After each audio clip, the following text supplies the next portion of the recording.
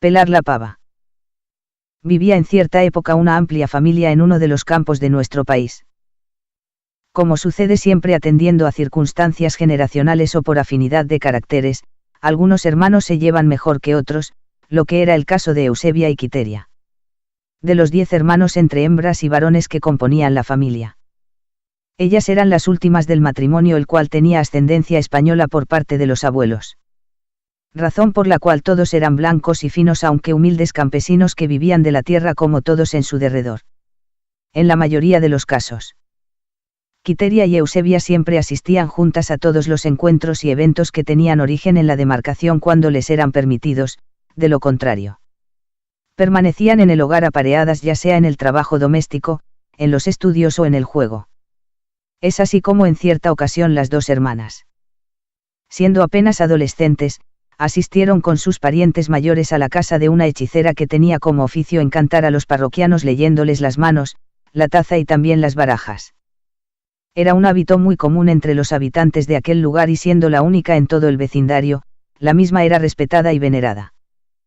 Cuando le tocó el turno a Eusebia, la bruja le dijo que veía en las cartas, de una manera clara, que ella sería toda una princesa, que estaría siempre rodeada de lujos y cosas importantes.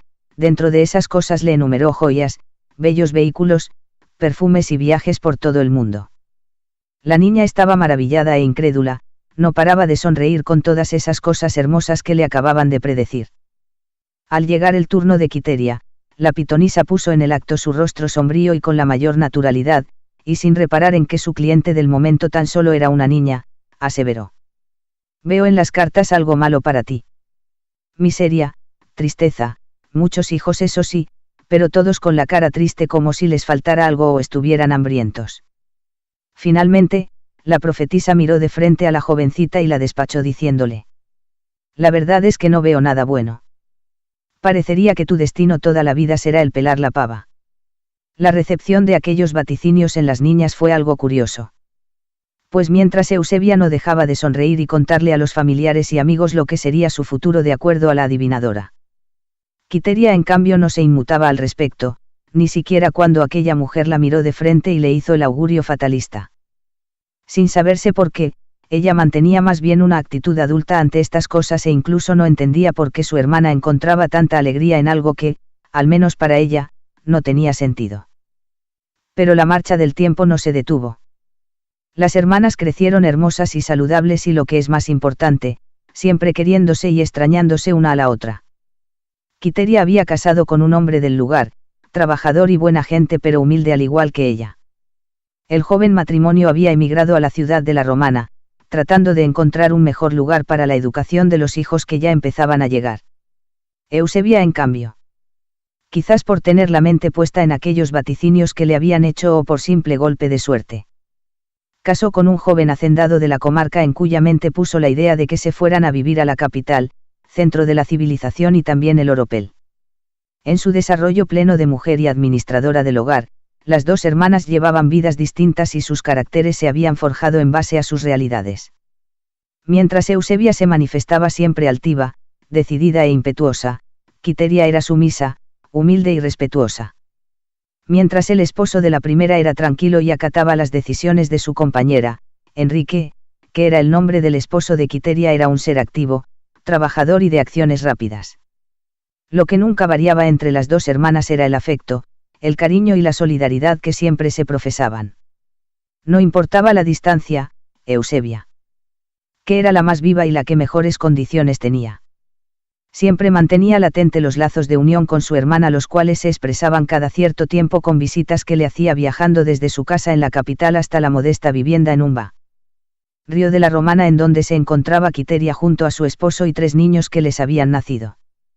Esas visitas de la capitaleña siempre eran muy bien recibidas, no solo por la presencia de la hermana más allegada, sino también porque la mujer se presentaba cargada de regalos que, aunque eran ya usados por ella y sus hijos, todos eran muy conscientes de que los mismos le servirían y les tallarían muy bien a Quiteria así como a los hijos de esta. Cuando se juntaban, las dos hermanas pasaban momentos agradables contando historias y recordando momentos de infancia al tiempo que tomaban café sentadas en las mecedoras del humilde hogar de Quiteria. Conversaban de las familias ¿En qué está mi compadre Enrique? Ahí está, trabajando mucho el pobre y siempre empeñado en los estudios de los muchachos.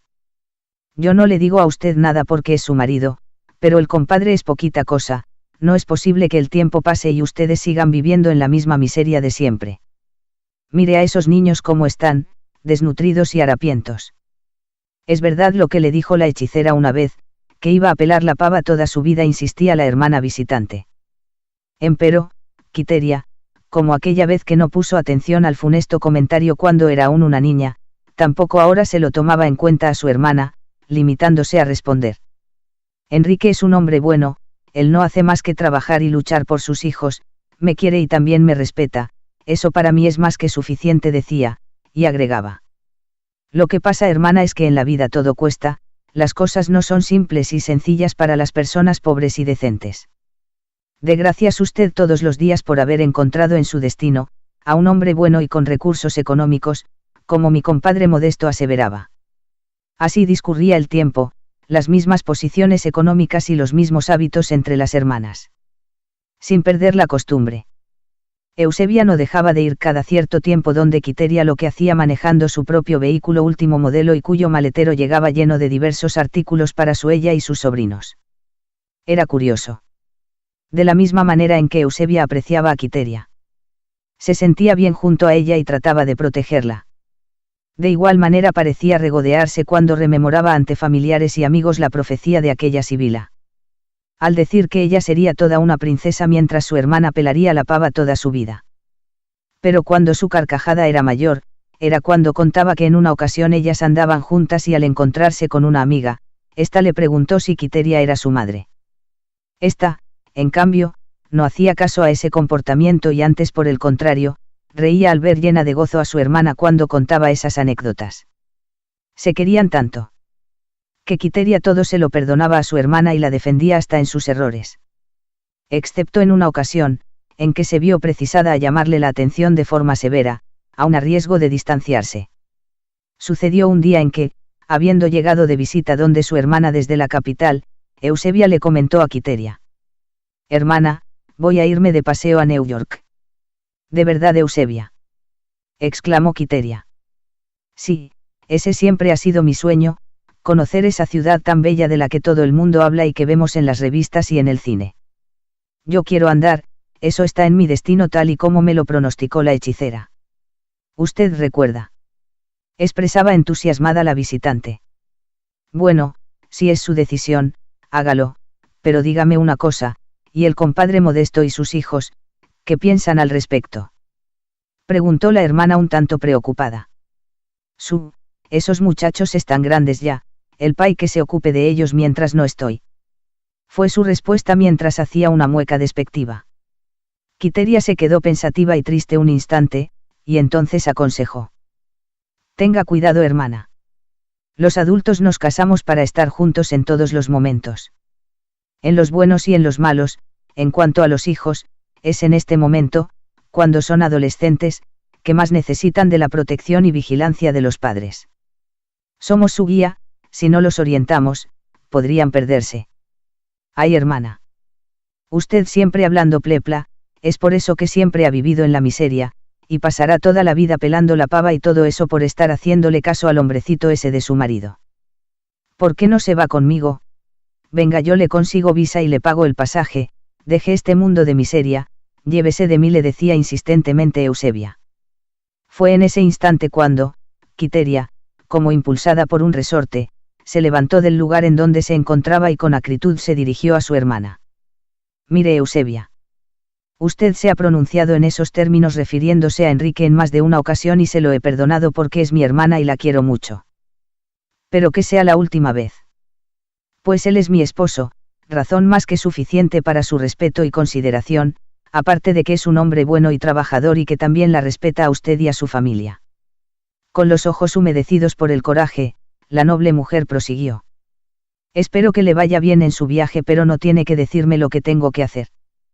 Cada quien es dueño de su destino y este fue el que yo escogí, con el cual me siento a gusto junto a mi esposo e hijos». Está bien, no es para tanto», decía Eusebia sorprendida y medio asustada por la reacción de su hermana. «Que se recuerde, fue la única vez que chocaron. Pero el amor entre ellas era muy profundo e iba más allá que el enojo derivado de un disgusto. Eusebia se marchó a pasear a New York y siempre que regresaba venía cargada de regalos para su hermana, los hijos de esta y también para el esposo Enrique. A propósito de este, Quiteria tenía razón cuando decía que era un hombre bueno y trabajador. También tenía la virtud de este hombre humilde, de ser dispuesto para sus vecinos, concertador de voluntades, conciliaba, buen amigo y con su familia ni que hablar. En su afán de ganar para el sostén de la casa, Enrique ejercía todo tipo de oficios. Carpintería, albañilería y mecánica entre otros. Era un ser iletrado pero inteligente. Su mejor amigo lo era un vecino cercano a quien apodaban Chácara. Todas las noches después de ambos terminar la faena, se ponían a conversar de cualquier cosa mientras tomaban café, el que a veces compartían con las esposas. Chácara era aficionado al deporte rústico de la cacería y sabía marcharse algunos fines de semana completos a lugares distantes y desde allí regresaba con sacos llenos de palomas las que regalaba. Casi en su totalidad a su amigo Enrique, sabedor como era, de que tal obsequio mitigaba en algo la escasez por la que pasaba el amigo. En cierta ocasión, Chácara se dirigió a un lugar llamado Las Palmillas en donde ya sabía que para la época había un activo cruce de palomas. Al marcharse, el entusiasta cazador había dejado a uno de sus hijos enfermo bajo el cuidado de la madre. No era la primera vez que lo hacía, pues los padres acostumbran a que los niños, en su proceso de crecimiento, se enferman constantemente lo mismo que se sanan. Esta vez sucedió lo inesperado. Al niño se le complicó la enfermedad y murió. Enrique, que siempre estaba atento a las desdichas de sus vecinos y de manera especial de su mejor amigo, corrió en el acto e hizo exactamente lo que le corresponde a un padre responsable en un caso tan extremo. Cuando se le avisó a Chácara de la fatalidad y éste pudo regresar del lejano lugar en que se encontraba días después, todo estaba consumado. Las diligencias para el entierro, el acto de sepultura y también las misas de despedida de su niño las había realizado su amigo. Abatido aún por el suceso, Chácara se le acercó al vecino y le dijo: Enrique, dígame cuánto le debo por todo lo que ha hecho. El amigo le miró fijamente a los ojos, apretó los labios contra sus dientes y finalmente le dijo: ¿Cómo usted se atreve, hermano Chácara, encima de este dolor que todos tenemos, a ofenderme de esta manera? Los amigos se abrazaron y lloraron juntos. El padre angustiado nunca olvidaría este gesto. Tiempo después, en una de sus conversaciones nocturnas, Chácara le dice a su amigo con quien ya había compadreado: Compadre, le voy a decir algo que hace tiempo quiero expresar y para lo que le pido me ponga atención. Dígame, compadre, convino Enrique. Usted es un hombre que todo el que le conoce le quiere y respeta. El que necesita algo piensa en usted porque si no tiene lo que busca, le hace las diligencias hasta satisfacer sus apuros. Usted tiene que poner un negocio que brinde servicio a la población para de esa manera, insistía Chácara, dejar atrás la incertidumbre que le provoca el tener que salir todos los días sin saber si regresará con la manutención de su familia por la falta de un trabajo fijo. Usted tiene todas las condiciones para echar hacia adelante cualquier proyecto al que se dedique. A las cosas solo hay que ponerle atención y trabajarlas para que progresen, y de eso yo sé, amigo mío, dijo Enrique al tiempo que indicaba resignado. El problema se presenta cuando se tienen las ideas pero no los recursos para ponerlas en marcha. Ahí entro yo, mi compadre. Yo tengo unos ahorros que quiero poner en sus manos para que usted y su familia salgan adelante. No es mucho, pero si tenemos que acudir al banco a pedir prestado, también le sirvo de garante. Como si se hubiese encendido una llama en el corazón de aquel humilde hombre, enternecido por el gesto de su amigo, Enrique tan solo atinó a preguntar: ¿por qué mejor no nos asociamos en un proyecto de esa naturaleza, compadre? No poseo las condiciones suyas, además, tengo mi trabajo fijo y también mi afición que, como usted sabe, es la cacería. Hágalo usted, que yo le apoyo. Como si los ángeles de la felicidad hubieran descendido sobre la familia de Enrique. Este le tomó la palabra a su amigo y dio inicio a un simple colmado en su propia casa, a la cual le hizo las remodelaciones necesarias. Chácara no se equivocó en lo más mínimo, con los bríos de la juventud y el entusiasmo que le exigía su condición de hombre serio. El ahora pequeño comerciante integró a los miembros de la familia a las labores del colmado, mientras estudiaban. Al poco tiempo, hubo de sacar el negocio a un lugar más amplio que primero alquiló y luego compró frente al mercado de la ciudad. Este fue convertido en almacén y le puso como nombre: la casa del pobre y del rico. En el discurrir del tiempo, Quiteria se enteró de que su hermana Eusebia se había divorciado de su esposo Modesto, algo que lamentó mucho al recibir la noticia. Su hermana nunca le dijo las razones, pero por otras vías familiares se enteró de que su compadre, ante las ausencias continuas de la esposa, terminó intimando con una de las muchachas del servicio, marchándose juntos hacia un nuevo hogar, dejando a los hijos del matrimonio solos y a la deriva. Aún así, el carácter de Eusebia seguía siendo el mismo. Llegando donde su hermana cada vez que regresaba de New York con joyas de todos los tipos, vestidos y abrigos a la moda, llena de colorido y olores de perfumes exquisitos, toda una princesa.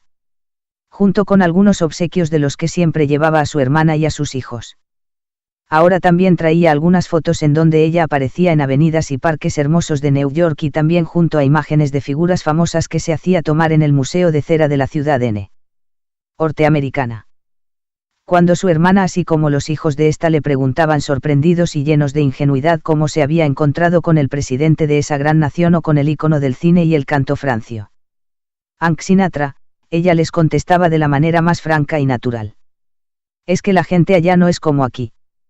Allá tú te encuentras con el presidente en las calles y le solicitas que se tome una foto contigo y él accede gustosamente, lo mismo que los artistas y los personajes famosos.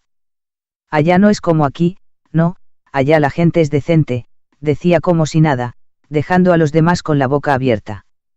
Aunque su principal refugio y donde siempre mejor se sintió fue en compañía de su hermana. Eusebia sentía que las cosas estaban cambiando y que Quiteria ya no era la misma y así se lo hacía saber. Usted ya no es la misma hermana. Después que Enrique tiene almacén, camiones y carro, usted ha cambiado. Antes me acompañaba a los diferentes sitios y era dócil, contrario ahora que todo lo piensa y muchas veces se me niega. Ya no necesita de mí, le decía indignada. La hermana, como de costumbre, nunca tomaba muy en serio las aseveraciones de su pariente y las más de las veces tenía una respuesta indulgente. No digas eso, Eusebia, ¿cómo voy yo a cambiar con usted? Le sigo queriendo igual o más que antes, nunca le podría tener al menos. Lo que sucede es, explicaba, que los hijos son más y están grandes. Llegan huyendo de la escuela para ir a trabajar con su padre en el almacén y yo soy la responsable de que la casa esté en orden, con sus alimentos y vestimentas listas igual que con su padre. Esa es mi prioridad, mi obligación como esposa y madre. Ahora estamos en mejores condiciones económicas. Tenemos menos necesidades, pero al mismo tiempo las responsabilidades son mayores. Eso es algo que debes entender, hermana, ¿o es que preferirías que siempre fuese la indigente que antes fui? Le preguntaba para terminar el diálogo sin respuesta. En su íntimo sentir, para Quiteria, el encanto que provocaba aquella relación entrañable que siempre existió entre ellas, había llegado a su fin. Descubrió sin proponérselo, que su hermana a veces mentía y tenía preferencia por algunos de sus hijos mientras detractaba y maldecía a los otros a quienes desdeñaba. Cuando se juntaban, no tenía reparos en comentarle las cosas más feas sobre algunos de sus propios hijos, lo cual le parecía inexplicable e inaceptable. Que la mayor le había salido lesbiana, la del medio se casó y se llevó a vivir a la menor con ella y el marido terminó acostándose con las dos, por lo cual terminaron siendo enemigas, decía. De sus hijos varones, las historias eran parecidas. No era un hogar, era una familia disoluta, ya destruida. El tiempo, inflexible, no dejaba de transcurrir, las estaciones iban y venían y las ausencias de Eusebia en la casa de su hermana eran cada vez mayores. Un día llegó la noticia a Quiteria, de que su pariente había enfermado en New York, en donde había hecho residencia al quedarse sin marido y solo con el afecto ocasional de algunos de los hijos. La información la impactó y la dejó sin sosiego. Un buen día, le dijo a su esposo que deseaba ir a New York a ver a su hermana. Enrique no solo le apoyó, sino que le pidió que fuera acompañada con una de sus hijas, al tiempo que le enviaba un regalo en efectivo para que se lo entregara junto a sus afectos. Próximo a cumplir sus 60 años, era la primera vez que Quiteria se subía en un avión. Al llegar allí, se comunicó con otros familiares que la recibieron y le contaron que Eusebia todo cuanto había hecho en aquella gran ciudad. Fue trabajar en una factoría como obrera y que gracias a ello se encontraba siendo atendida por la Seguridad Social en una residencia estatal para ancianos. Al encontrarse, las dos se abrazaron y lloraron.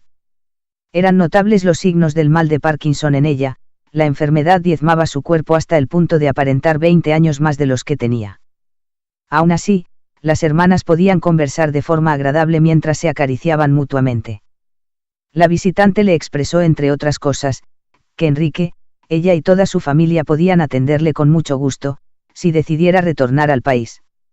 Ella le agradeció enternecida y a punto de despedirse tomó las manos de Quiteria entre las suyas y le comentó: «Hermana, yo pienso que quien nos hizo aquel pronóstico cuando éramos niñas se equivocó».